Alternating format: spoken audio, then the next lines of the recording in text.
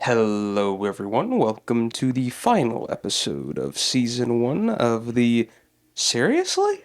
Business? Life and Business podcast. As mentioned in the last episode, this episode we are tackling the very broad subject of life and business, the title of the podcast. We are going to use this episode mainly to go over things we didn't cover before. Right? So, like, small things that maybe didn't fit into previous kind of topicalities Okay. that I think would be interesting to cover today. So let me go open my list that I have saved on my phone. Okay, so here's my notes. Okay. So we have a couple topics, not too many, but I do think these are some things that are interesting to start with. Okay. So I'm going to start with the question of business life, what you perceived it to be before and after entering it, right? And the reason I think that's important is there's a lot of people in my generation, right, or generations before me now, that look at businesses framed very particularly to younger people in a way that I think about it like this. You watch music videos with people in business lives always being perceived as boring or bad. Mm. Right? You always see everyone in movies like, "Oh, I got my 9 to 5, oh, my boss is an asshole," Mm. things like that. And I think it paints a very particular perspective of business life that I don't think personally reflects what it actually means. But I do think this is a good starting topic. So what's your I guess if you could remember back to before you were in business, Hmm. and then what about business was different once you Well, entered it? it's very interesting. So I probably had a very different view of business, like going through college and grad school. Mhm. I had a very probably 80s and early 90s. I hate to say, Wall Street type of experience because I obviously didn't want to work in New York City on Wall Street, but I had this idea that business would be kind of sexy. I know that must be very different than your generation, apparently, but I thought the idea of, being in meetings and planning and heated intellectual debates and discussions, really kind of, getting to work and being surrounded by people that were really smart and very challenging from they push you to do better. That's what I thought it was going to be. And I was going to be in HR, but I don't think I really understood what the day in the life of HR was at that time. And so I think comparing and contrasting that to what you said, as far as, business is boring and it's a bit mundane and it's a 9 to 5.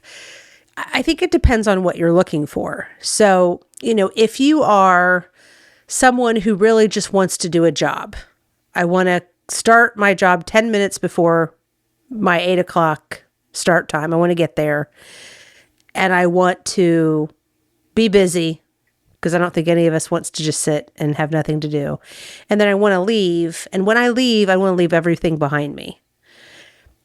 There are jobs like that in business for sure, but I would say there aren't a lot of jobs like that in business. Because usually it has been my experience, the mental stress and responsibility of having a team or being part of a team in a business setting is a little bit different than, working at a store or at a restaurant or something that you just come in and put in your time. You're providing some kind of a service. In business, you could be in finance and doing accounting, or you could be running payroll, or you could be doing record keeping or whatever that is. But those jobs are probably the jobs you enter into and you move up. Now there are people that have done nothing but payroll for 30 years and that's fine. I wouldn't think that's probably going to be your listeners though. I think they're probably wanting to feel like they are not in that mundane job. And those are the jobs that are mundane in the beginning. You come in and you're a recruiter and so yes, you get to talk to exciting and new people all the time, but it's a little bit of a wash and repeat, wash and repeat. I think personally, I've known a lot of people that have gone into education and they say the same thing. It's exciting. I get to control my class. I get to set my agendas and my class schedules. But usually by about year 5 or 6, they're like, it's the same thing over and over and over again. And that's why by the time, somebody's late 50s, early 60s, they can't wait to retire because their year, it's different kids, but it's the same topics. It's the same, parties. Everything is just repeating. And although I think there are people who like that, they like that consistency and repeatability. I don't think that you find that as much in business. Now, again, if you're in finance, you open the books, you close the books, you're balancing things. But I think if you're in a leadership position, if you're doing any kind of strategy, if you're the job that, from my perspective, was the sexy job, there is a lot of mental effort and worry and stress that goes with those types of jobs. And so, my office's typical workday is 8 to 5. If I'm not in the office by 6:45, I'm late because I need that time to get going. I need to catch up on all the emails because when I leave I leave between 5 and 6.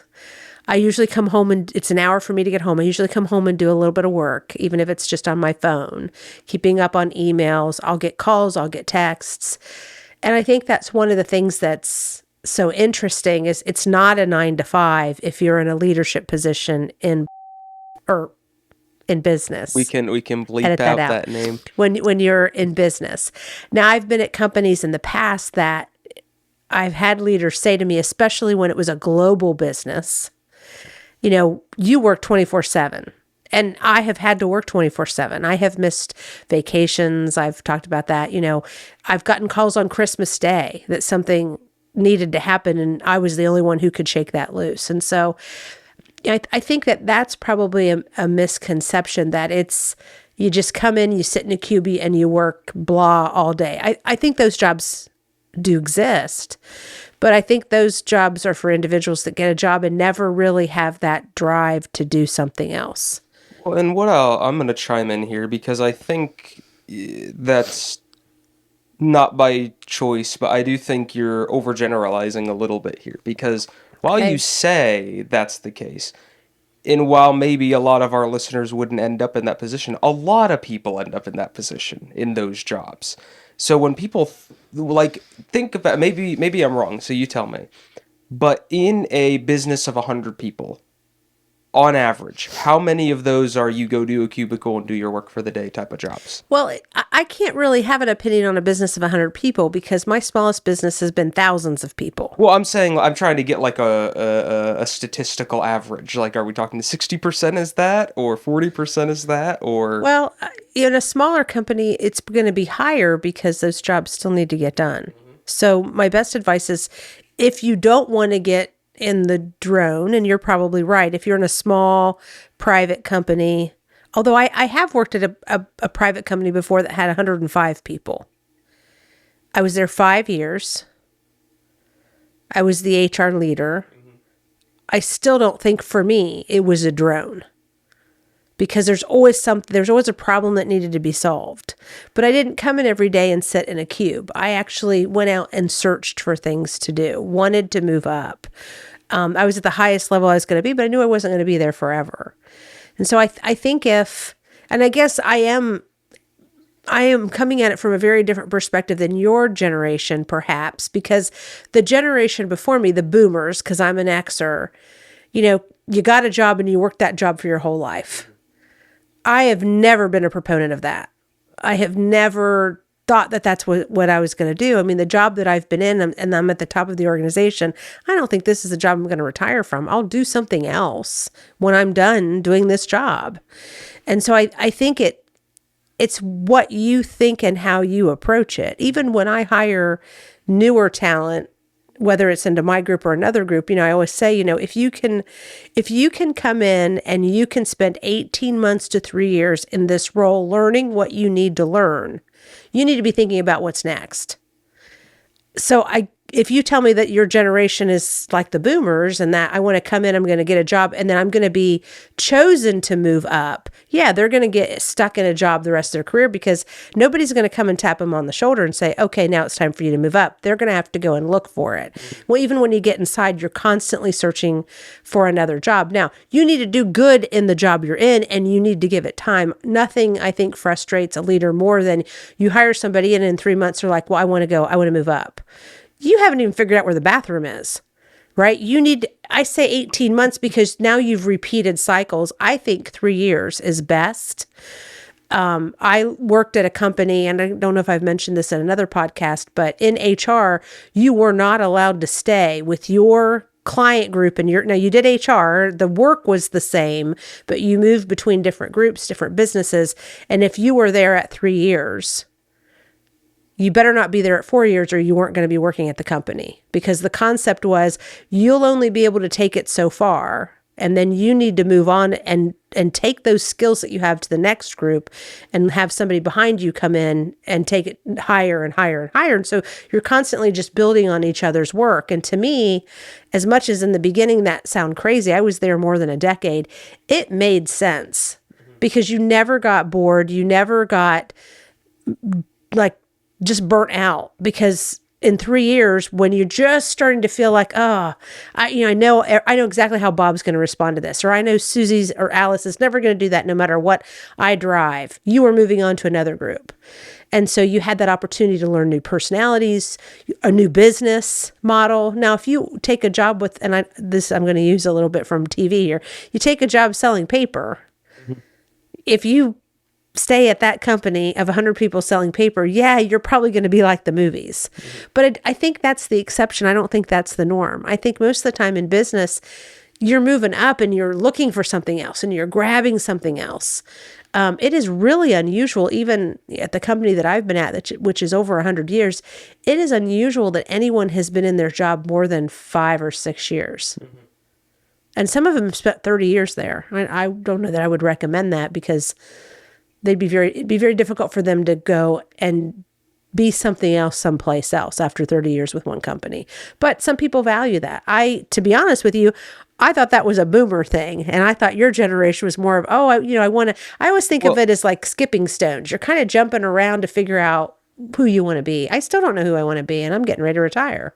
Well, and I'll say something interesting here is like, I think it's one of those things that it depends on how you were taught how business operates, because here's the thing. A lot of my generation I know is influenced by media, right? Okay. And just to point at some recent examples of media that showed office type of life, right, that are major, you're looking at things like Wolf of Wall Street, which paints the main character as a really bad person in Well, it business. does, because I think that that's really unique to that particular industry. It is, but again, like Yeah. these are examples. We have the recent show, I know you haven't seen it, but the show Severance is about being stuck at a 9 to 5. That's part of the whole thing. So a lot of these shows and types of media push for that work is boring and it's office life and it's yada yada yada yada, which I'm not saying people in my generation can't see that, because I know many of them who see that it's like, oh, it's just a over dramatization of what it is. But for every 5 people I know like that, there are probably upwards of 50 people out there who don't have the knowledge or the capability to understand that is exaggerated, and they'll see that as, oh, that's office life. Well, and it can be. I haven't worked in every company. Clearly, every company has their own culture. But what I would say is, and this is going to sound a little insensitive, how do you allow yourself to be stuck? I agree, but I think it's important because a lot of, and I think this is something our podcast here is doing different, is a lot of podcasts, especially in the business space, are aiming to appeal to the top 5% of people, right? That's And that's fair. just who often interacts with it. But you also got to look at the perspective of, while this is, I'm not going to say this is, might be, I'm going to say this is probably insensitive to say, so excuse me, but a majority of people do not have the mental capabilities to fully know how to do that jumping process, or to know when to do this, or to Well, know when to do that. Jake, nobody does. So, Yeah. like, I look at myself and I say, okay, my first company I was with almost 10 years. Now I was going through school and stuff.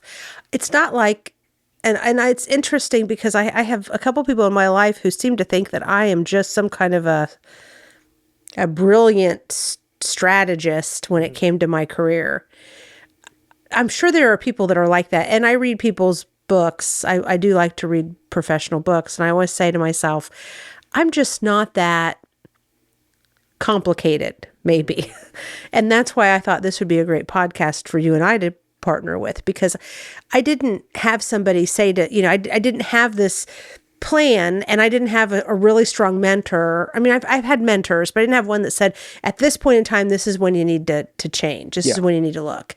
So I entered into each job. Okay, I'm going to come in every company, because I've been at a lot of companies, thinking, okay, I'm going to come in and I'm going to understand the job and I want to perform well. And there were times, as there will always be, it will never change, even just in your personal life. By the time you hit middle age, this is why people have middle age crises.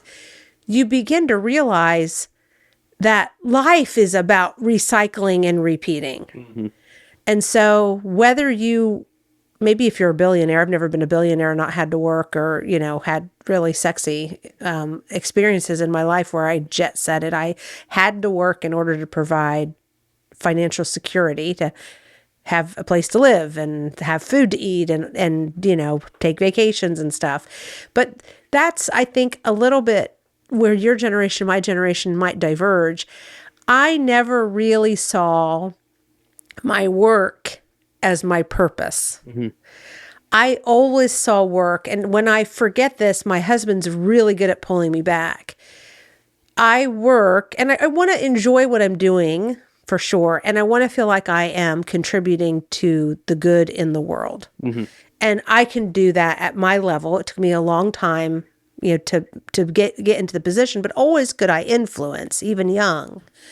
But you have to decide what's right for you. And I don't know that that's a big strategy, but when to move, only you will know when to move. What you shouldn't do is get into a situation where you can't afford financially to take a break if you need to. Now, I've never really done that, where I've always, and the best advice ever is, to get another job, you need to have a job. Yep. That's the best advice I can give anybody, even if it's not a great job. But you have to take risks. You have to go out on a limb. And some of that is, living below your means and figuring out what is it that you want to learn. I went right into HR, but I even said in the last two jobs where I was a CHRO, I never wanted to be a CHRO. And that yet here I am for 7 years almost. I've been a CHRO, 3 years at one, or almost 4 years at one, and now 3 years at this one. I still would say, and I think I've said this on the podcast, it is not for the faint of heart. And I don't know that I would recommend this particular career path for others, because it was painful. It was long. It still has a lot of discouraging moments, because, I'm the one that has to decide who gets laid off. I'm the one that has to decide who's, ultimately, are you going to terminate them or discipline them? And I don't like being in those spaces, but that's a necessary evil. But I think, to your question, if I get back to your question, it was, a little bit of it is greenness and newness. And I know this podcast is for, mostly for people just coming into the workforce or early in their career. You're still a puppy, and you don't know all the things that you need to know. So you're potty trained, your house broke, you know all of that, but you over time you will slowly decide what you want to do. I think like the Wolf of Wall Street, I'm sure those companies exist. I worked at a company once. I was in my late 30s when I joined it, and I remember saying to my boss, I think these people would eat their young. And he said to me, absolutely. And you'll learn to do that too, or you're not going to make it. I didn't change who I was. I'm not that personality, but I found people who were like me who had survived there. And you kind of develop a little bit of a support group. And that's the company I was at for 12 years. And I was wildly successful, and I learned incredible things. So I think if you enter into each job saying, well, what do I have to learn? And sometimes you're going to learn things that you learn that you don't want to do or you don't want to be. That's okay. I actually would say, and you're probably going to disagree with me because I know you're an entrepreneur and you're thinking about smaller companies. When you start your career, I would go with a much larger company because they have lots of development programs. Okay, they're the evil, terrible, bad companies of the world, burning rainforests or whatever.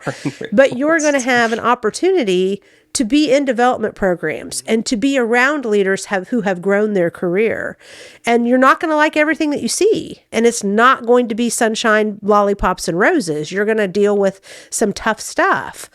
But you're also going to have an opportunity to influence and learn, and you've got to enter into it and say, what am I getting out of this season? Mm-hmm. Everything is a season.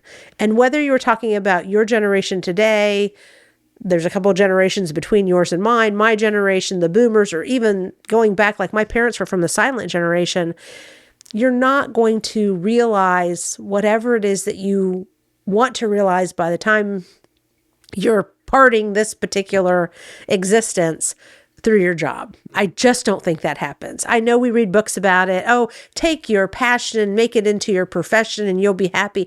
I don't think that happens because everything can get dull and will get dull. Even just sitting around your house on a Saturday. What am I going to do today? I mean, people go out to eat. Where do you want to eat? I don't care. Where do you want to take vacation? I don't care. It happens all of the time.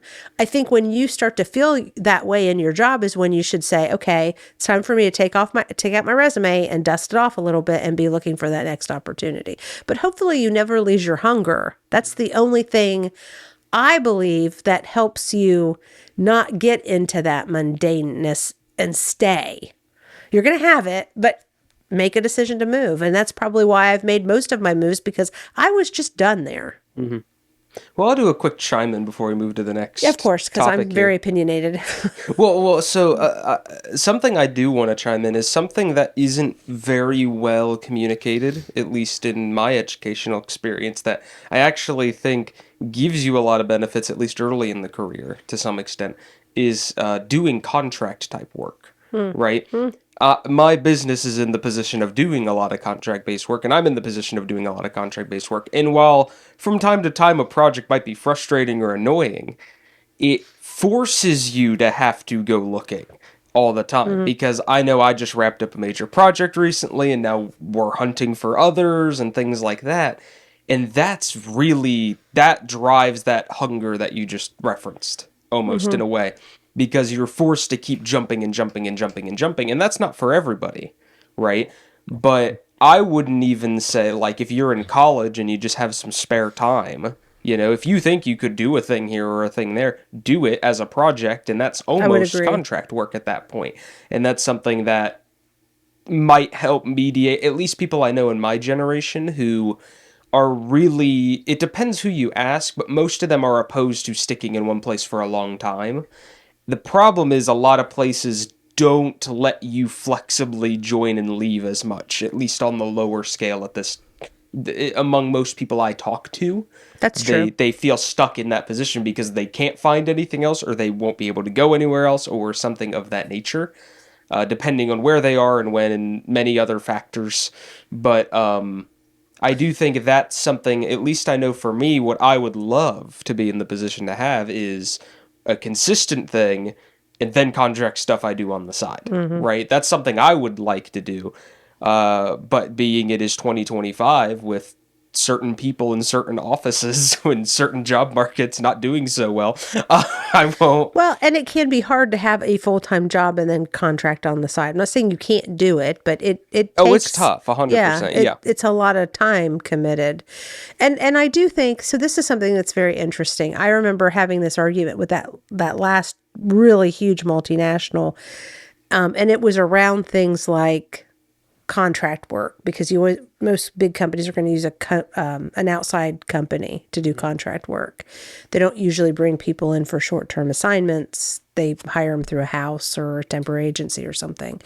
And I think some of the benefits that are offered. Now, I was dealing with the baby boomers, and I don't even know that that has changed because most CEOs are still going to be baby boomers.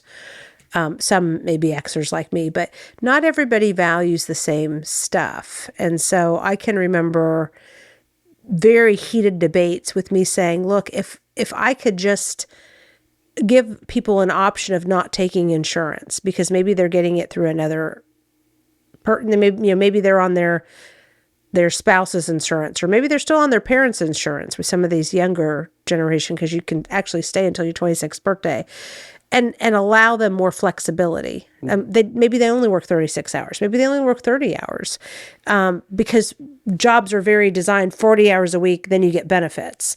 And we in the corporate world haven't always valued, well, what if they work a little bit less and then they just don't get benefits? Maybe they don't care about benefits. And you say, okay, if you don't care about benefits, you don't care about insurance, you don't care about the 401k, you don't even, that's not even part of your mental process, because like you, Jake, I just want to explore work and I want to be flexible.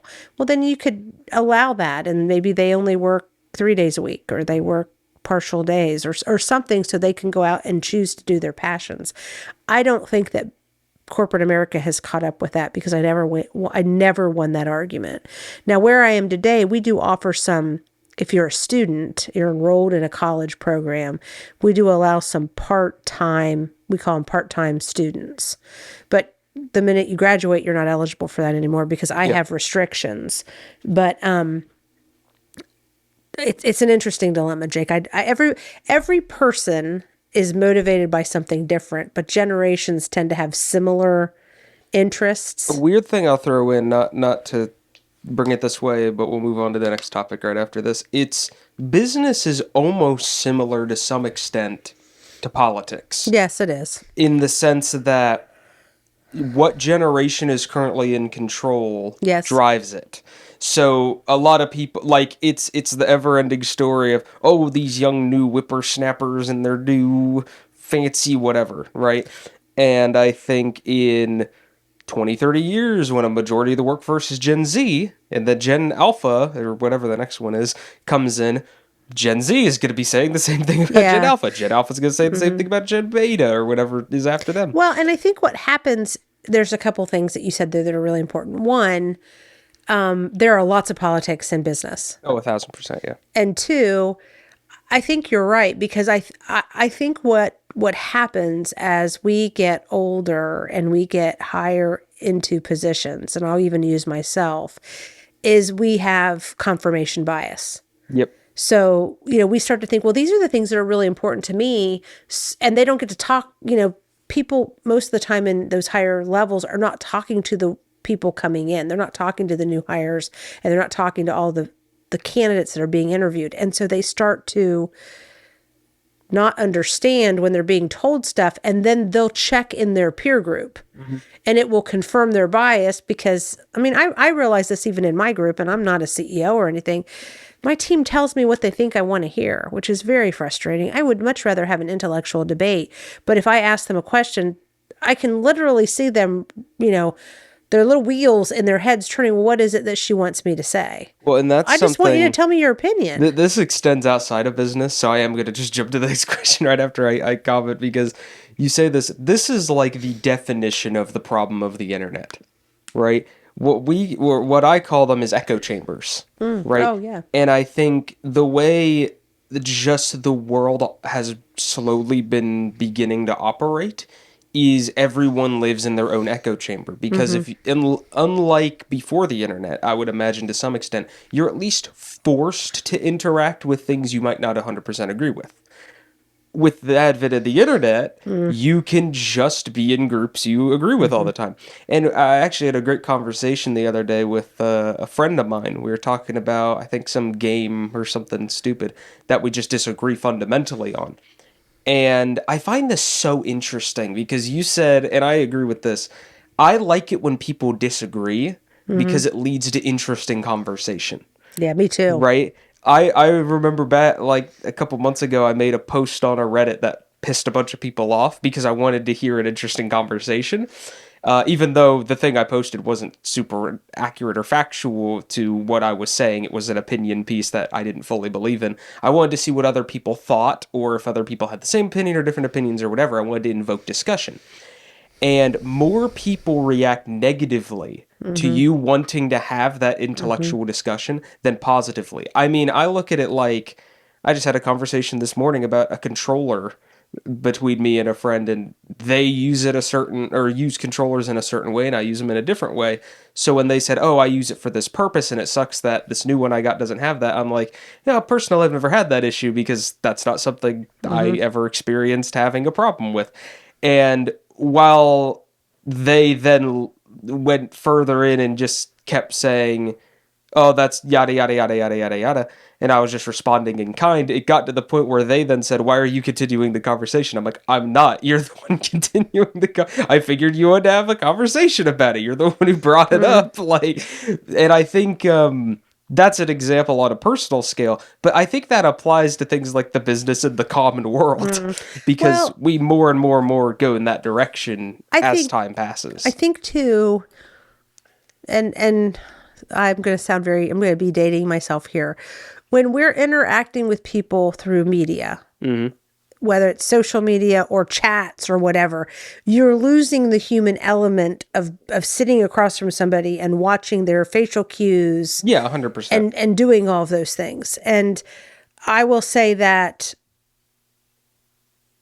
there are times that I believe because of that, we have lost the ability to read the room and understand that because, text really has no inflection. You read it however you read it. And I can't tell you how many millions of times I've had conversations with, be careful what you're writing in an email. Don't write an email. Pick up the phone and talk to somebody. Because these arguments break out in meetings. And I just had a situation not that long ago. It was in person. I went to my nephew's funeral, and a cousin who's considerably older than me was making a reference to something very derogatory towards the LGBTQ community. And it offended me because I happen to believe in, I happen to believe Everyone is I, equal I and I don't think that we should be fighting about things like that. I think you're made however you're made, and I just want you to be happy. it's like being born with blonde hair or brown Yes. hair. Who cares? Yeah, well, and I gave her that analogy because I think I've told you this before. I get asked questions like, well, how do you feel that your child is gay or your child is this or your child is that? And I'll say, well, how do you feel about your daughter being born with blue eyes? And they'll just look at me. I'll say, they didn't get to pick that they had blue eyes. Are you disappointed? Are you happy? You get the child you get, and you just make every decision to help them find success and happiness. And so people don't choose who they are who they are. And I had that conversation with this cousin, and she just went on and on. And I actually looked at her, and I'm going to call her Sue. It's not her name. I said, Sue, I said, this has gotten to the point where I am being deeply offended. I am sorry that we have different ideologies, but I don't want to continue this conversation because I'd like to continue to think that you and I are more alike than we are not. Hmm. And she just looked at me and she said, well, you know that's a sin. And I said, I'm going to walk away. Maybe we'll talk before I leave. Yeah. Anyway, so let's move on to another Yep. question because we have kind of meandered here. Um, so this is we have two here that I think are funny. One of them is your quote unquote firsts in business, right? And Oh, what I okay. mean by that is like the first big moment you closed a deal, the first big moment you had a project that Mm, you succeeded on or did great on. And I'll start pretty simply. One of my favorite first was I had an internship in Atlanta, and it was with this small film group, uh, who I can't even remember the name of anymore. But we were gonna shoot a music video. And I remember we went to their operating headquarter warehouse thing where we were getting film equipment and setting stuff up. And I remember compared to the other people who were there, I probably knew the most from a technical level, which is crazy because I know nothing about film on a technical level compared to most of my peers. But when we were there and we did practice shooting, I remember it got to the point where I was so far ahead of everybody that I was given essentially the director position on the music shoot that we did. So after we did all the work of setting up, okay, what cameras do we need? What shots do we need? Yada, yada, yada. I think we used a Vada or Ava or something like that for that. And we set all that up in advance, got there, started shooting. And that was the first time professionally I had shot something, right? And I remember because I was like a 19-year-old kid who'd never, like, I had directed films I shot in high school, but I had not directed a real film set with a bunch of 20 to 30-year-olds. It was like a hip hop music video. So if you've ever seen a hip hop music video, you know how rambunctious those Yeah. are, right? I in that moment, I both learned that I cannot be a director because I do not have the control velocity to do that. But in the same vein, that was a very unique experience because I was basically in charge. I was put in charge and mentored a little bit for everything we did. Every shot angle, every recording thing, making sure the actors are there on time cues, stuff that I hadn't even done in college yet, like been taught. So I had to be on this on the fly, very wear all hat, scrappy thing. And I remember we shot it in there's a big apartment building with a giant like business logo on it, but their business isn't there. I can't remember what it is in Atlanta, but it was like you could see the entire Atlanta skyline from the room we were in. And we shot it at like 7 p.m. So you saw the lights outside and it was super pretty. But I always remember that because one, it was the moment I realized, yeah, I probably shouldn't go into film production. But two, it was cool because it was the first time I was given like control and responsibility over a massive project that I had to do. Now, has that video ever gone up? I have no idea. I left the internship ended before we got to editing. But I thought that was a very unique experience and wondered if you remembered any of your firsts in that aspect. Well, and what I take away from what you said is not only was that a first experience, but it was a deciding Oh, experience well, that I you, think your firsts are deciding yeah. experiences for a lot of people. There's one in particular that sticks out, and this is going to sound a little sad, but I was working for a state summer program called the Job Training and Placement Act, and it is every state I think has some version of this. I'm sure they've been renamed now, but they get federal money and state money to put kids from disadvantaged backgrounds into summer internship or summer jobs. And so a lot of them were like cleanup crews. They were doing landscaping or they were working Yeah. in schools painting or things like that. And I was finishing my master's degree when I did this. It was part of my internship that I had to do to get my master's. And so I had been working, of course, but I had never really been responsible for anybody but myself. So I didn't have a team of people that I supervised ever, although, at that point in time, I'd been working for years. And so we had some really strict rules because these kids were all 18 or under. And I think I had like 80 of these kids that I wasn't their day-to-day supervisor, but I supervised them in the program. And I caught this kid doing there were three cardinal things you weren't allowed to do. And I caught this kid doing one of these three things. And so I basically, said, I caught him, stopped it, told the supervisor sent him home. I went back to the the state offices, and I was talking to my manager. His name was Steve. He won't remember me, so I don't mind using his voice track about a long time ago. And I basically sat down and said, this is what this guy was doing, blah, blah, blah, blah, blah, blah. And he goes, that's pretty bad. And I said, yeah. And he goes, so what are you going to do? And I said, well, I guess I don't have any choice but to end the internship. We didn't fire him, right? But to end the program. And he said, this kid is 14 years old. And I said, yeah. And he goes, and what he did, it's probably why he is where he is. He was in like a group home. He goes, but this is his first working experience. And I said, I know. And he goes, so you need to do whatever you think is right. And clearly the violation is significant. However, he goes, this is his first work experience. So this is going to be the most impactful thing that happens to him. So if you want to say he's out of the program, it's fine. It certainly follows within the contents of the rules that you're administering. But, if you want to give him a second chance and move him to a different team or something, I'd support that too. You decide. Well, Jake, I've always been very much of a rule follower. Oh, You break the same. rules, you're done. Deadline And I'm rules. 21 at this point, maybe 22. And so I thought about it, and I thought, well, I'm going to talk to some of the other people in the office. I talked to them about it, and it was 50-50. Get rid of him, give him a second chance. And I went back to Steve, my manager, and I said, I'm going to give him a second chance. I'm going to put him on this group instead, where he's on a smaller group and there aren't as many people.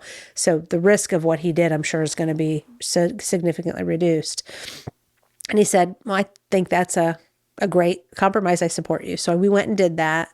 The kid finished out his program. I saw him a few times again, but I never really interacted with him again. But when I was done with my degree and I closed the program, and then I was leaving because I was way out west. I was coming back to Ohio. I never even thought about him or anything. And then I got a call. I stayed really close to somebody in the office. Her name was Patty. Got a call. I'd probably been married about a year. So this was probably 2 years later, or a little bit more than 2 years later. She gave me a call. We still stayed in touch. And she said, this kid came into the office and he dropped off this letter for you. And this was his name. And of course, then I still remembered it. Now I have no idea what it is. And she goes, do you want me to send it to you, or do you just want me to read it to you? And I said, just read it to me, because I was like, it's probably going to not be very nice. And he wrote a very thoughtful letter. And it wasn't like, you've changed my life. It wasn't that, oh my God, you're the best. But it really was just a letter of no more than saying, I've cleaned myself up. I want to thank you for that chance because it gave me some money to think I could get away from the environment I was in. And so it wasn't, I don't know, the kid might be in prison today. That doesn't matter. But for me, that was a very impactful moment. And it was very humanizing because I think about that all the time. You've heard me talk about that in this podcast. It's a really serious decision to make. Now, if I was in a public company like I am today, there would be no choice of that decision. Yeah. But we were in a program that was designed to help these disadvantaged youths. And so I do carry that with me. I think even if I hadn't gotten that letter from him, which was 3 or 4 sentences, it wasn't overly long. And according to her, it had terrible grammar and he didn't know how to spell. So again, he probably isn't the CEO of a big company, but it was impactful. And I thought to myself, that's a lesson I need to revisit because as I grow up, I probably will be in a position and you don't know what someone's going through. You can look at that and say, well, what did he do to end up there? But a lot of why he was there was probably not his fault. He didn't have the best home life. And so he was probably where he needed to be safe. But, think how hard that is at 15. Well, and I always think about it like, and I don't think, maybe I do think about this in business too, but this is, I'm a very forgiving person, which is strange a lot of the time. But I always think of it like, when I'm driving down the road or when someone's in the car with me or someone's driving and I'm in the car, right? Very often, and I think this is something apply to your business life, but also just apply to your life in general, in my opinion, is the concept of a lot of people, like, I remember being in the car one time and the person who's driving saw a car and it was a beat up, kind of run down looking car. And I remember the person driving said, or I don't remember what exactly it was, but basically said something along the lines of, "Oh, look at that crappy car," or whatever. Why doesn't that person take care of their car? And I look at it and I think, well, okay, there's many reasons why that might be the case. What if it's a beat up they're trying to put back together? You know, it could Mhm. be a fixture. What if it's the only car they could afford? What if they Mhm. can't sell it for enough to get a new one? You know, Mhm. there's a lot of situations. And I think I see that Mhm. the most when people drive. And I think driving is a different headspace. So it's hard to apply to that. But like, I never look at a broken down car or like a beat up car that has a headlight out or whatever and think, oh, that person, piece of crap. I'm just thinking, oh, well, that was unfortunate. I'm sure he's probably on his way to get it fixed right now or something like that, Mhm. you know?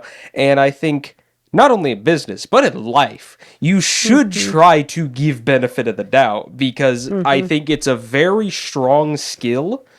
And It is, and it's sometimes it's hard to do. And you've always been good at that. I try You've to. always I been am good. very much in the position of some people just get unlucky, Mhm. and I'm not gonna. Now, if it's a consistent thing, okay. Mhm. There's some extent where, and if it's always a consistent thing, I know Mhm. I had a worker recently for a project we're on that was having consistent issues meeting deadlines, and I know it wasn't their entire fault on them.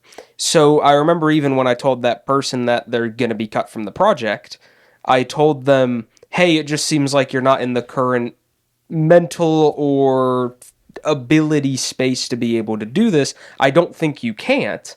I think because we have such a tight deadline, though, we do Mhm. need something more consistent. But I Mhm. wouldn't lock them out from a possible future project in 2, 3 years or whatever like that. Gotcha. I would approach it in my mind of, at this time in this space, this isn't for you. Mhm. That doesn't mean it can't be in the future. Yep. And while I think there is definitely the double edged sword of that, where that could bite you in the ass, I would rather be bit in the ass hoping for the better in people Mhm. than punish someone who doesn't deserve to be punished for something out of their control. Well, and But that's a moral philosophy yeah. thing. So, And you know what? I think on myself. It depends on where you are in your life too. Because like when my kids were little, I was really good when things would happen crazy on the road of saying things like, "Well, maybe they're on their way to the hospital," or maybe he's got to rush to work because if he doesn't get there on time, he's going to lose his job. I was really good at things like that. But then now my kids are all grown up, and I'm the one who goes, "Man, get a bumper, yeah. do something, fix your windshield or, and so I think it does depend. So don't be so hard on yourself when you can't give grace because sometimes you're having a rough day too. But I had somebody the other day and I got back in that mindset. I was trying to drive to work and somebody whipped past me on a road that's 35 and I was going probably 42 over double yellow lines Yep. through a red light Mhm. and blew past me. And immediately, now that was the first experience of my day, right? It's, I don't know, 10 till 6. I haven't even left my town. I've got another 50 minutes in front of me of drive. And initially, my mind went to, I can't believe. And then I was like, you know what? Maybe he's a heart surgeon and he is rushing to Exactly. do surgery on someone because, there's a couple hospitals coming up. I'm like, I don't want to judge because I don't know where he is. And if I had taken the other approach, it would have tainted my entire day versus saying, you know what? I choose to believe it was a life and death situation and he did what he had to do. And like you said, having that negative thought in response, right, Yes. makes, like, I'll give an interesting example. I do game reviews, right, Mm-hmm. as a hobby for fun. And I mentioned earlier I made a Reddit post that pissed a bunch of people off. I remember that Reddit post was about game reviews. And I gave some sort of, a couple games on that list not a great score. And when I mean not a great score, I mean a 7 or 6 out of 10. Which, okay, if you're looking at from an academic school perspective, sure, those aren't great scores. In my mind, a 7 or like a 6 or a 7, those are pretty decent. I wouldn't say that's bad by any standard, in my opinion. I Mm. think that's a schoolyard limitation, at least in the US, where You're a hard grader, 70% though. is. I am. But I look at it like, this is an interesting conversation I actually had with my friend in England, where most other countries, to my knowledge, don't fail people at 69. They fail people at 49. Hmm. And I think that's an important distinction because if you say something is 5 out of 10 times going to happen. You would say, okay, that's not common, but it's not uncommon. It's a 50-50. It's a 50-50. But when you say, okay, someone got half of something right, that sounds bad. What's a Right? half full, half empty It literally debate? is, Yeah. but it depends on the context, right? And I think when I give something a 7 in my own rating, whatever system, it's typically something I find enjoyable, but it might just not be for me for whatever reason, right? And I look at that as, hey, I can enjoy it, but would I rather do this over this? Probably not, right? But everyone sees a 7, they're like, how dare you? That is the worst score you could give my favorite X, Y, or Z. And it's like, just a little bit of like, okay, can I begin to understand why someone would think that? Like, if someone gave something I love a lot, like a 5 out of 5 movie or a 10 out of 10 movie. Like, if someone came up to me and told me Wall-E is their most hated movie of all time, okay, I would be a little offended.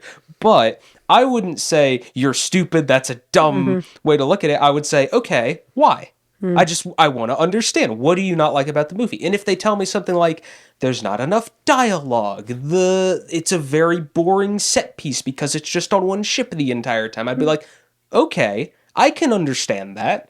It doesn't affect my enjoyment of it, right? And I think the reason I'm breaking that kind of situation down is we should always approach business and otherwise, I think, so many more situations with a positive outlook on them. Yeah.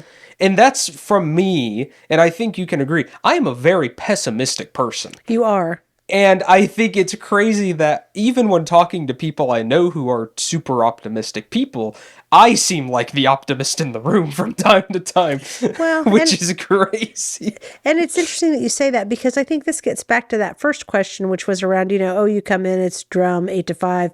I feel like, I mean, I'm in a job that a lot of people would like to have. And every morning when my alarm goes off at 4:30, in my head, I hear the Dolly Parton 9 to 5 song. Get out of bed and I stumble to the kitchen, pour myself I feel like that.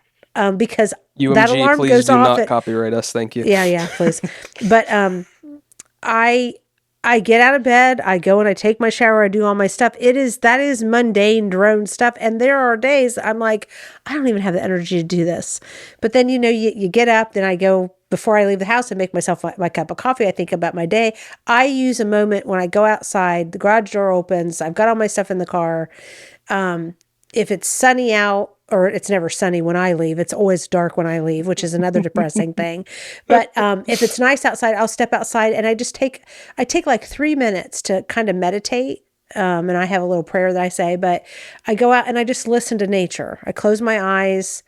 I listen to like the birds. Sometimes I don't hear birds because it's way too early, but the squirrels, sometimes I can even hear, like if it's rained, I can hear water. You can hear the trees. I mean, we live in a beautiful area. I get it. If I was where it was north, you could listen to the snow. There are sounds when you close your eyes, even when it's quiet outside. And I'm lucky I don't hear a lot of traffic where we live, but I take that moment to just pause and be grateful. Yep. And then I go about my day. And I can tell on the days I don't make time to do that and the times I do. So it's about your space. I mean, yeah, do I go into the same office every day and deal with the same people? And I am giddy with excitement when all of my C-suite people are traveling and I'm in the office by myself. I'm like, it's going to be such a great day because I'm an introvert. And so I can get in there and I can, do my stuff. And it's like, oh my gosh, I won't be interrupted. I can actually get some work done. I can work on some of my pet projects. But you got to find those things. And it's not like I don't like my partners. If any of them know I'm on this podcast and they listen. But for me, that's exciting. A different personality might be like, everybody's in the office today. Oh, I'm so excited. Mm-hmm. It just depends on who you are. But you've got to find it. You do have to go looking for it, to your point. Well, let's move on to our third question, which is a bit lighthearted, I think. What are the funniest fails or goofy moments that have happened where it's not like, oh, everything is ruined and the end is nigh, but more like, oh, that's kind of humorous that took place, And those are probably more rare in a business sense, but I think there are times in the office where even a small mishap can lead to some funny situations. And I have a funny example. Yeah, I'm gonna have to think about that. You go ahead. Yeah, so the first one I had, I've had a couple at this point in time, but one of my favorites is not necessarily, well, I guess it was work related. So I was at school in college, and I had a position where I was both the technical and a teaching assistant of one of the courses we had.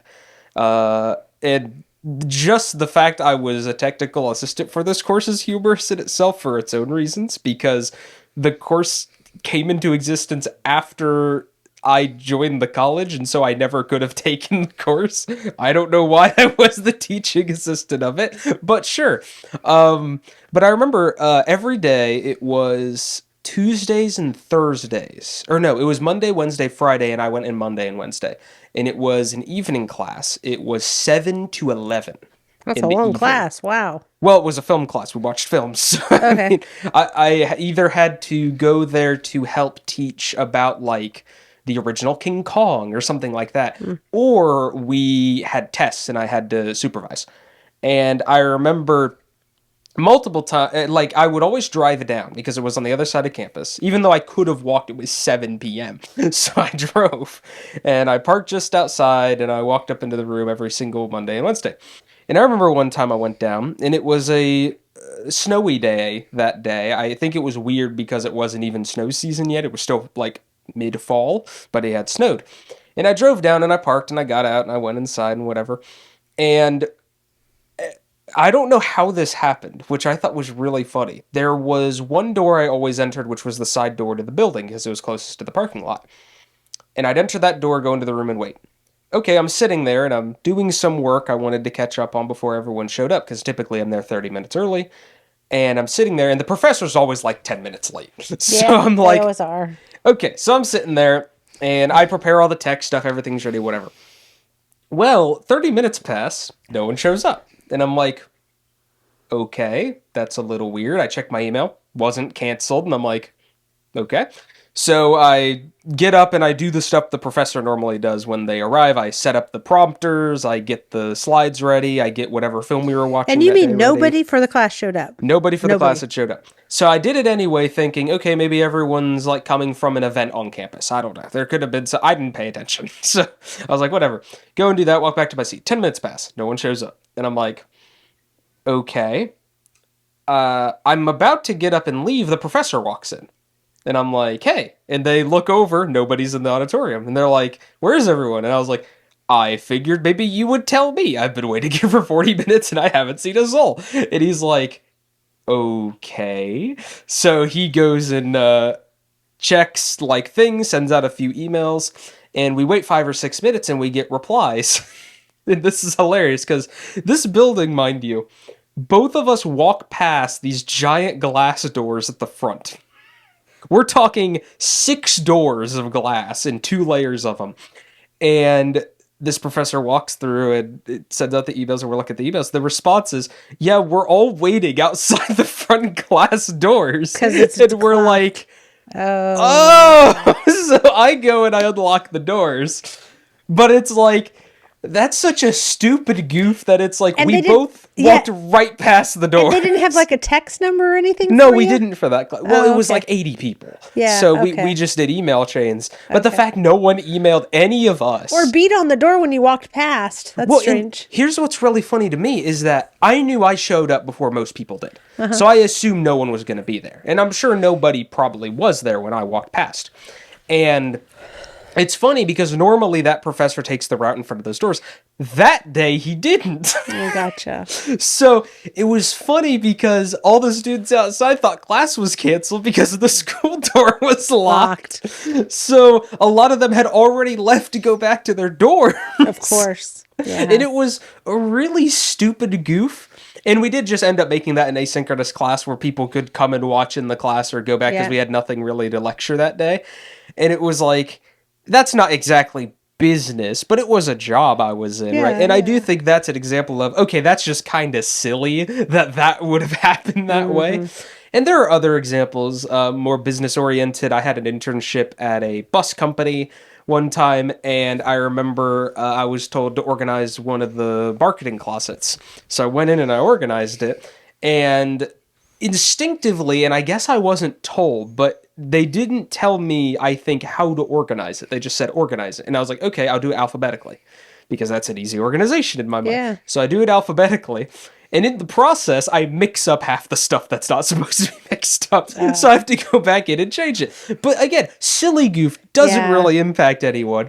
But I do think something to look for in business or whatever job you're in is when a goof like that happens, a lot of people get frustrated or annoyed. Yes.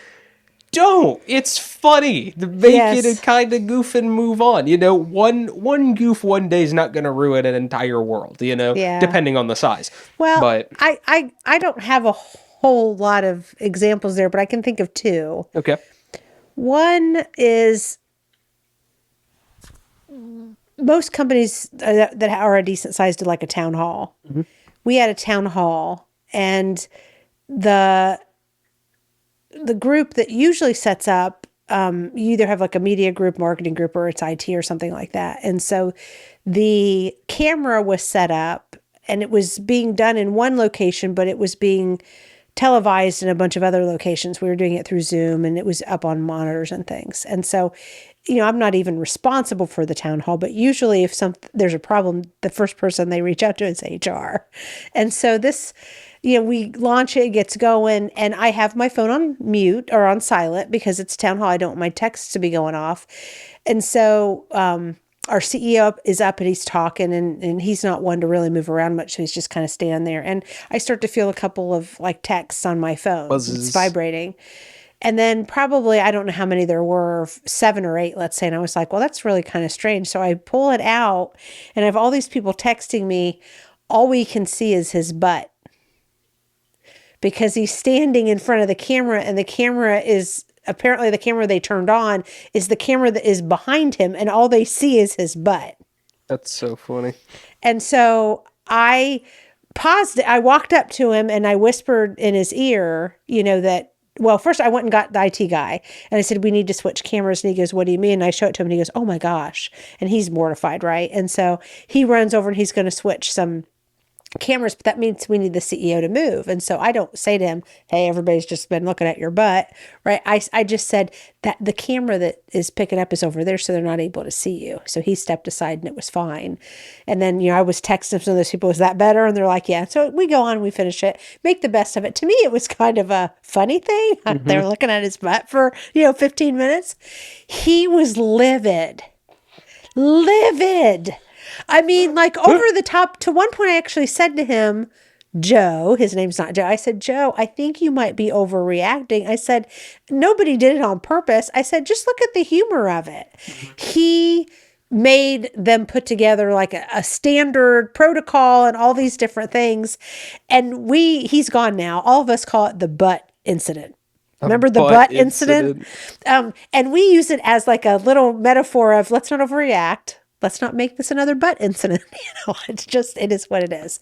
And that's at a pretty senior level. So that's one example of, and again, that's maybe an example of two people look at it very differently, because I'm sure to this day, he thinks that was the most horrific thing, humiliating thing that's ever happened to him. And I was like, you know what?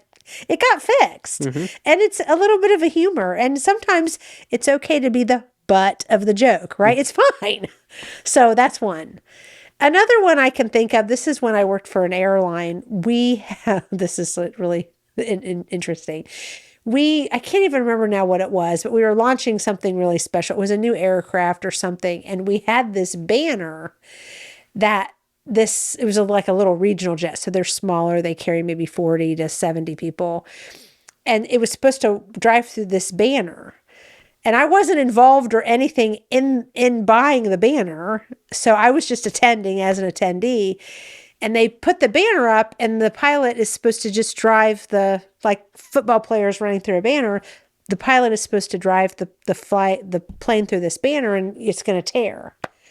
Well, apparently whoever purchased this banner thought that it would be great to get like an industrial, like weatherproof, one of these things that you could put outside for ages, like years. You could put one of these banners out. So it was like this real heavy, coarse, woven plastic material. And it was staked in on either side, and then it kind of sat up and high, and so it was on these almost like telephone poles. Well, what do you think's going to happen if a plane tries to drive through versus paper that will just tear, right? And so I don't know this. I don't know this is happening, right? But he goes to pull through. And of course he's in a plane. A plane has a lot more power than, and they're just taxing, right? But a lot more power than these posts that these temporary posts they've stuck in. So he drives, and the banner covers his windshield because it's supposed to go up over the windshield, and it just sticks to his windshield so he can't see, and it pulls the posts up, and the posts swing, and what do? They hit the aircraft, and that's a big deal. You can't, no aircraft damage. And it's like it reminded me of like one of those movies where like they're running and there's all this chaos, and then someone has the book, How to Serve Man. It's a cookbook. It's a cookbook. That's what it reminded me of. And people are like screaming and they're running, and he pulls up a little bit farther than he's supposed to, but he stops. I mean, he's an experienced pilot. And I'm looking at this thing dangling and these poles that are now scratching the side of the aircraft. And I go, huh. Did we have any pilot runs? And everybody's just livid and they're upset. But I thought to myself, this is probably part of the problem, because then we had to do an investigation. The person who ordered the banner was never told he's going to be driving the aircraft through the banner. He thought it was this like banner to stick out in front of the airport saying, oh, we have this great new aircraft. And I'm sure the people who had to deal with that are not, it's not funny, right? But that was an interesting one. Now, here's one last one, and then I promise I'll let it go. I worked for a company that we were an automotive company, but I was in the last division I was in. We made buses. We tried to make buses, and we had this big, huge celebration for the first bus that was going to roll off the line, and we had media there and reporters and all this stuff. This was way, way a long time ago, and when the bus came off the line, we repurposed a factory that made something else. When the bus came off the line, there was this real deep grate that it drove over. So imagine the most severe speed bump you've ever driven over. Yeah. But instead of being a bump up, it's a bump down. So it's like a trough they drive into. And the product that we made there before was Army trucks, and their tires were enormous and kind of overinflated. So it wasn't that big of a deal for these off-road vehicles to go over this grate. And I don't know how this was the first car that or first bus that ever drove over this grate, but apparently it was. And so the driver's in it, and he knows he's coming up on the grate, and so he kind of, I don't want to say guns it, but he applies pressure so he can kind of get down and get back up, because it's quite an effort for that engine to get it up. And when he went down, because he was going too fast, he went down on the grate. All of the windows in the bus fell and shattered. And then he gets down and he gets up, and there's just glass everywhere. And it's caught on cameras, it's caught on video. And of course, they still put it on the news. And the tagline was, do you really think they're, let's say Company X, from cars to military trucks to buses. And then they show the clip. Do you think they can make the transition? So it was the end. I think we produced maybe a couple hundred buses, but we tooled up for years. So that one was hard to recover from. But in hindsight, I can laugh. At the time, I was like, oh my God. Now I'm like, gee, that probably was an indication we should have made buses. We did not. Sounds like an that indication well. you need to make buses. It was in my bad. opinion. It was All right. bad. Well, I'm done one more. Okay. Make this a little bit of an extended episode. What is, and this is gonna be a short one. What is, and I think this is the most important thing for people listening to this episode before possible season 2, right? What is the number one, if you had exactly one thing you could tell anyone that they should know about business before they get their first job or go into business, what is your one thing that you think is very important for people to have? Whether it's business related or life related, what do you think is an important almost mantra?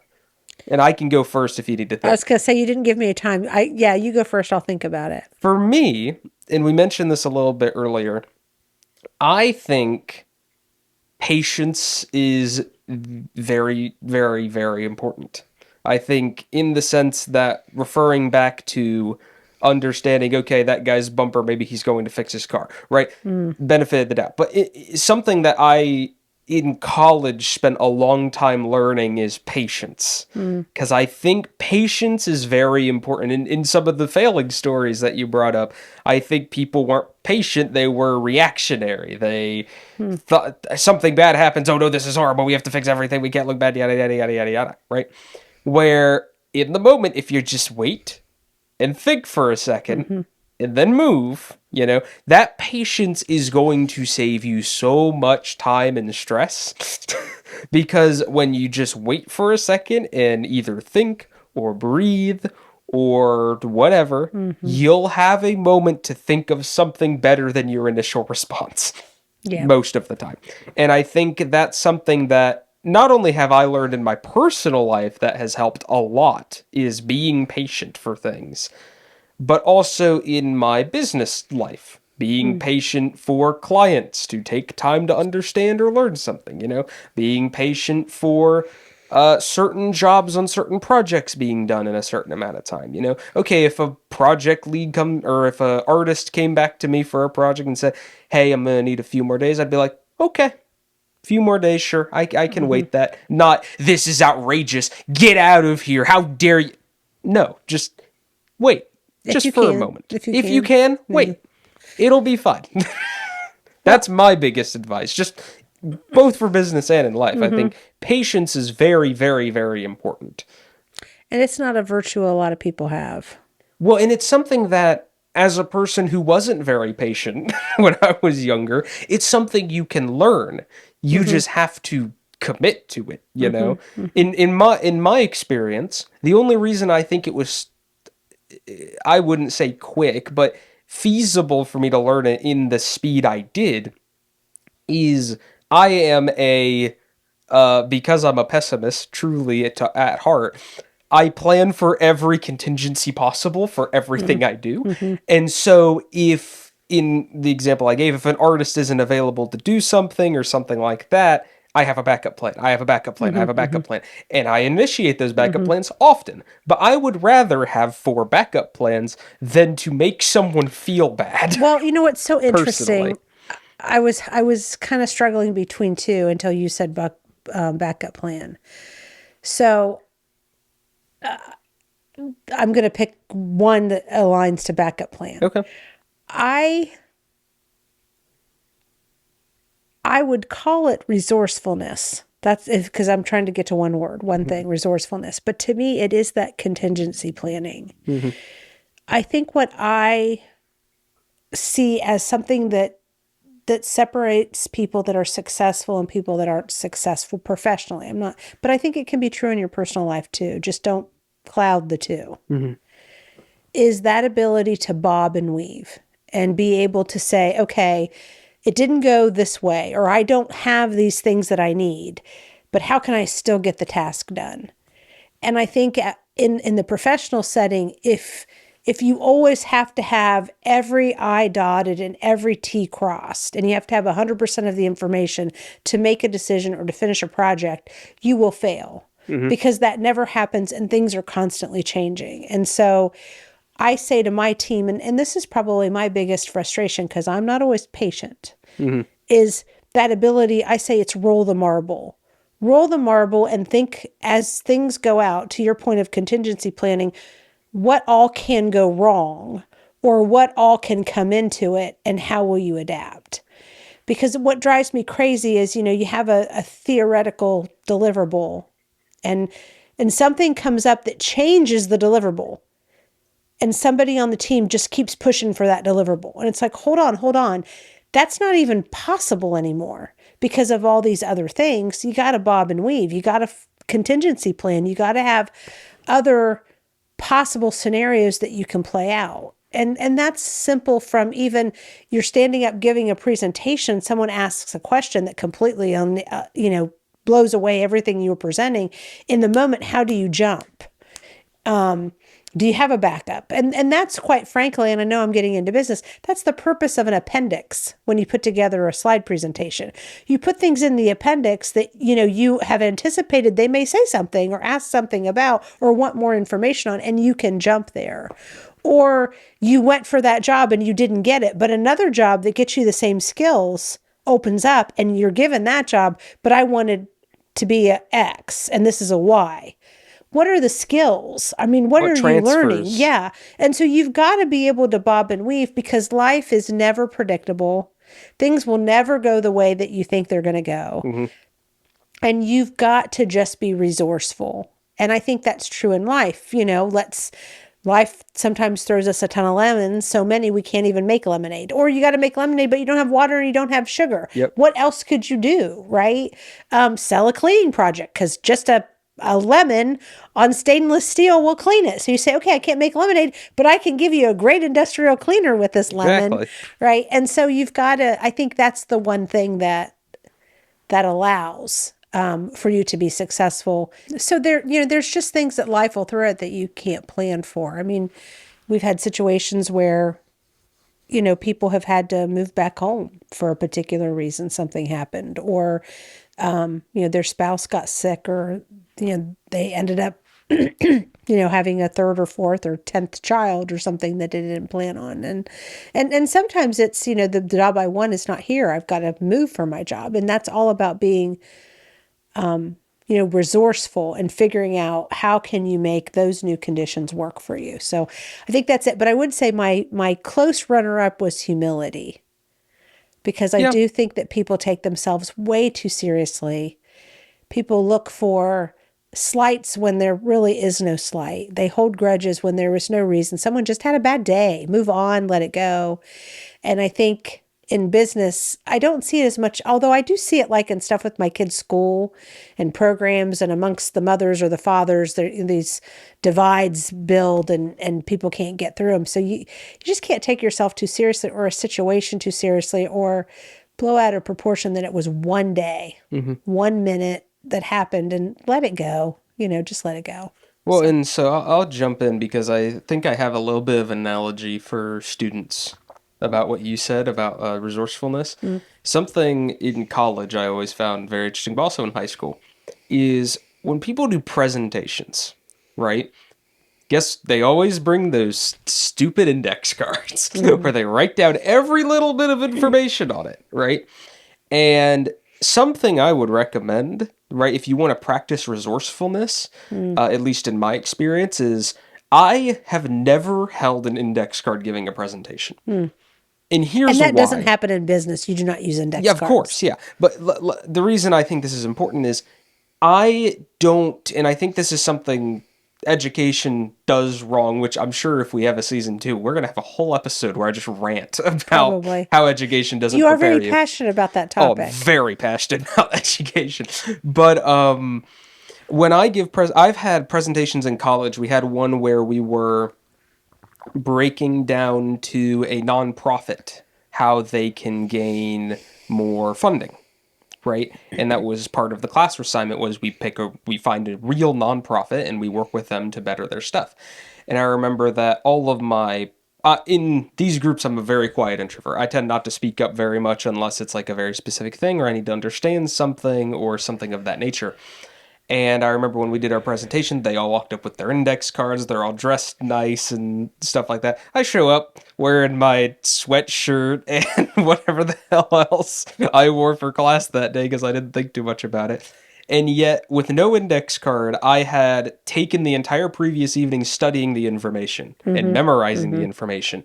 And when I gave my presentation, I remember I headed back to my seat, and not only was the class very impressed by my portion, but I went back to my seat, and one of the other students sitting there, who I was talking with right before I went up, said, "Okay, did you have to go up there and show us all up like that?" And Oh. I was like, "Well, I didn't mean to. That wasn't Mm-hmm. my Mm-hmm. intent, but."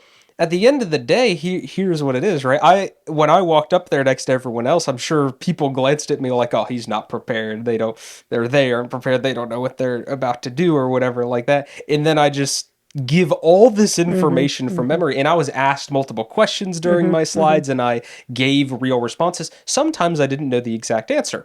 So what I would do is say, "I don't know the answer to that, but here is something I have related to that that might interest you instead." And being able to, even in the situation where I didn't have any answers, being able to quickly adapt and say, "Hey, I don't have that answer, but Mm-hmm. here's what I do have an answer for that would be tangentially related," right? I'll take that. It's a good question. I'll have to get Exactly. back to you. And I'll be like, "Okay, I'll have to look at that and Mm-hmm. get back to you on it. I don't know the Mm-hmm. specifics," right? But it's more impressive to me That's true. that people not only go up there, or at least I was told this after the fact, because the nonprofit group had me present to their board after this, Mm-hmm. me and the rest of the team. He was more impressed by the fact that if I didn't have an answer to something, I would say, "I'll go look into that," or I would say, That's a great "I question. here's a Yeah. situation to go to," or Mm-hmm. something Mm-hmm. tangentially related. He was more impressed by that than someone looking at an index card for a Well, possible answer and maybe not having it, right. you And know? I'm pretty far into my career. Just last week, I had to present to the board, and I present to the board regularly. I present constantly. And in business, you do present constantly. I mean, Hmm. I think half of the job is presenting something, influencing in some way. But I do the same thing, Jake. You and I are very similar in that I make my own deck, right? And usually I'm getting input from others, but I make the deck. I then sell the deck to my CEO or my executive leadership team or something. We go through the deck together, get inputs, they make suggestions. I tweak some things here and there. And then once my deck is final, I study the deck. I practice the deck. Hmm. I put notes on my own deck. And this time it happened to be, I was presenting virtually. Most of the time I'm in the room. And it's rare that you stay, by the time you get to larger into business, it's not that often that you stand up in front of a group of people and present. That's more like a town hall or a larger communication. Most of the time you're sitting around the table and it's a discussion and you're hitting the slides. I think those of us from my generation, Xers specifically, there are times that we want to get up and point to a slide because no one uses those little radar things anymore, right? The little pointers, those are so old and outdated. But you want to get up and, you'll say, like on the left, like I was presenting and everybody was virtual, but a few of us, and I said, on this slide, there's a lot to digest, although the graphs look simple. On the left hand side, this table is this that third bullet, and that's how you kind of call attention to things. But I practiced and practiced and took notes because I'm like, well, if somebody asks me this question, what do I say? Something, and I try to prepare that. So we haven't even hit the agenda yet when the chair of this committee said, "This is one of the things I really want us to cover." And I let him finish, and I said, "Well, that was on the agenda for this month, but you asked us to push it to July, so we'll have that in July, and we have all those pieces." I said, "When we get to that agenda, because I have a calendar, I'll walk you through all the pieces that are there." And he said, "That's great." And then he went on again and went on again about the same topic, and I said, "You know what? If somebody was navigating the slides, I said, can we jump to slide 6? And we jumped to slide 6. And right there, I said, here is that topic. And here is what the takeaway was from the last meeting. Have I captured everything there? Because we'll go through all of that and more in July. And that's that ability to have to bob and weave and say, I answered his question, but now he still has more. So let me just jump to that and get that Hmm. taken care of. And that's, to me, that's that resourcefulness, that flexibility, that ability to, I answered his question, but then he went on. I'm like, well, clearly I either didn't answer his question or he doesn't trust my answer. So let me show it to him. And then he looked at it and he goes, no, no, that's perfect. That's perfect. So we're going to talk about that in July. I said, I have that on the agenda for July. Yes. Okay. And then we went through the rest of it. Now, I think another thing that's resourcefulness is I went through the rest of the deck and like nobody asked a single question. Well, And then so you're like, are you there? you Hello? know what's really funny is I'll draw another comparison for the nerdier people like me out there. I run tabletop games, for friends and things like that. And the number one thing I've had to teach a lot of people, because I'm the one who learned the system, so I teach a lot of people the system, and when people want to run the game themselves, how to do it. And something I always tell them, I just had a conversation with a friend from college who wanted to run a game, and I told him, here's what you have to do. You write your story, you have your players, you think they're going to go on this grand adventure. Okay, you're going to plan all of this cool, engaging stuff, all these great things that you want them to go down, and they are going to immediately ignore it and do everything else that you Yep. don't expect them to do. I had a thing where I was like, the group has to go to this fort, and they spent 6 4-hour long days of play doing everything except going to that fort. So you have to, that's a great way Yeah. for people who have done games like that, Yeah. or even board games, even in general, to some extent. The randomness there is Yeah. exactly what you're going to expect in the real world from time to time, because you can't predict Mm. what everyone's going to do. It's so funny that you give that because I remember we played a table. We don't play a lot of tabletop games, but we No, played but we one have. Yeah, together, yeah, yeah. and we went through a period of time that we did that pretty consistently. I'm not a tabletop person, so I tried, but just probably not the way I'm wired. But I can remember one, and you might not even remember this, but we went and there was this like group to fight. Mm-hmm.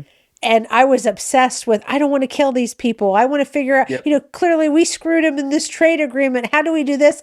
And you just went through it, and then we developed this ally, and then they came back later and they helped us solve the problem. That was this great thing. And I can't remember at what point in time we talked about it when we were done with the game, or you mentioned it later, but I was like, see, I thought that was such a great compromise, and it was so exciting because, we didn't have to kill them and take their stuff. We were like, oh, you need trade routes. We want to help you with trade routes. And you go, yeah, that was completely improvised. I didn't have any of that in Yeah, the I didn't plan. have And I was like, but wait a minute, they came in at the end, and that's how we saved whatever it was we were after because of resourcefulness, them. as we're Because talking we had this about. great and you're like, I know, it played into the game. And that's interesting because what if you have somebody in the game like me is I didn't want to kill them. It's like you were like, you're supposed to kill them. I'm like, I don't want to kill anybody. I want to figure out how do I help you be successful and be successful myself. I just had a recent game where these players somehow broke into like a treasure room before I expected them to get there. So while they're raiding this treasure room and I'm rolling the loot tables, which doesn't take that long, I was in the middle of making a secret boss fight for them to fight because I didn't expect them to be here that fast. Right. So I was gonna throw this boss at them.